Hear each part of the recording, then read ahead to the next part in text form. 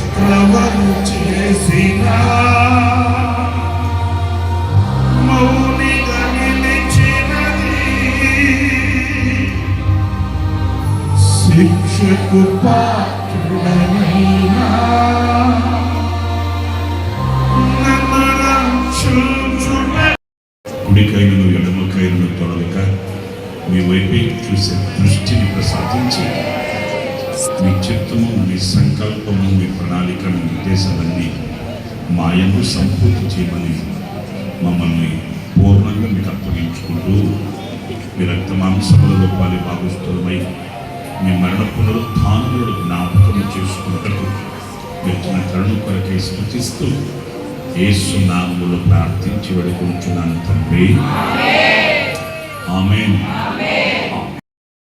మీకు ఆయన రక్త మాంసములు అందించబడతాయి. ఆయన మరణ పునరుత్థానములను జ్ఞాపకం చేసుకుంటూ మీరందులో పాలు పొందవచ్చు. భక్తి చెందిన జీవితం మీకు అనవసరం అనుకున్న రోజులు కూడా లోకంలో ఉన్నప్పుడు లోకమందు మనకు తెలుసు. అయితే ఇప్పుడు ప్రభునందు మనం పడుతున్న ప్రయాసం ఇది వ్యర్థం కాదు. ఏ విధముగా ఏ విషయాలలో ఎంత మీరు ప్రయాసపడుతున్నప్పుడు ఇక్కడ వ్యర్థము కాదని ఎదిగి ఈ ప్రయాసను విడిచిపెట్టకుండా, ఈ ప్రయాసను వదులు కొనకుండా, ఈ ప్రయాసకు దూరం కాకుండా స్థిరులు ఏముందిలే, ఎంత ప్రయాసపడితే ఏముంది, ఏం చేస్తే ఏముంది, నాకంటే ఆళ్ళు మేలు కదా, నాకంటే వీళ్ళు మేలు కదా, నాకంటే వాళ్ళు బాగున్నారు కదా, వీళ్ళు బాగున్నారు కదా అని మీరు భక్తిహీనుల క్షేమాన్ని చూసి మత్సరపడకుండా ప్రభువు కార్యాభివృద్ధి అంటూ ఆసక్తి కలిగి ఉండండి.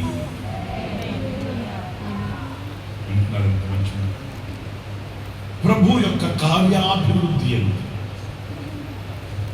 అంటే ఆ కార్యాభివృద్ధి మీరు చేస్తున్న పనిలో, మీరు వెళుతున్న మార్గంలో, మీరు పడుతున్న ప్రయాసంలో అభివృద్ధి చెప్పండి.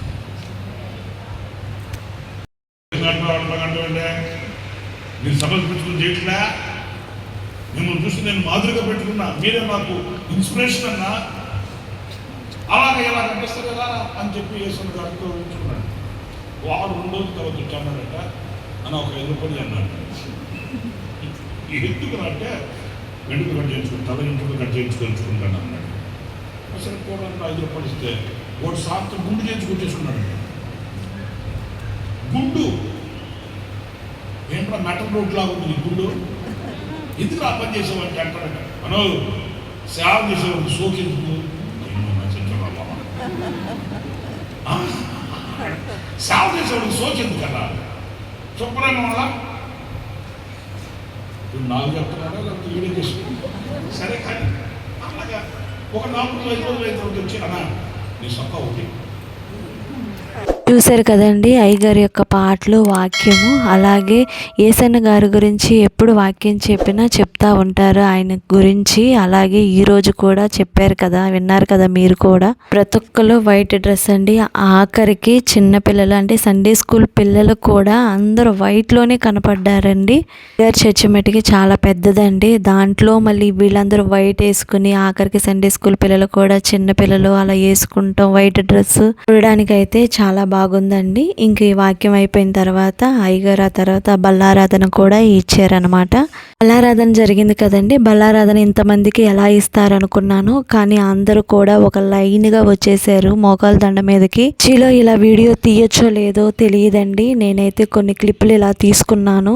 రోజు మట్టికి చాలా సంతోషం అనిపించిందండి అయ్యగారిని చూడడం. కానీ అయ్యగారితోనే మాట్లాడలేకపోయాం అనుకున్నాము, కానీ ప్రేయర్ చేయించుకుని వచ్చేసాము మేము ఇంటికి.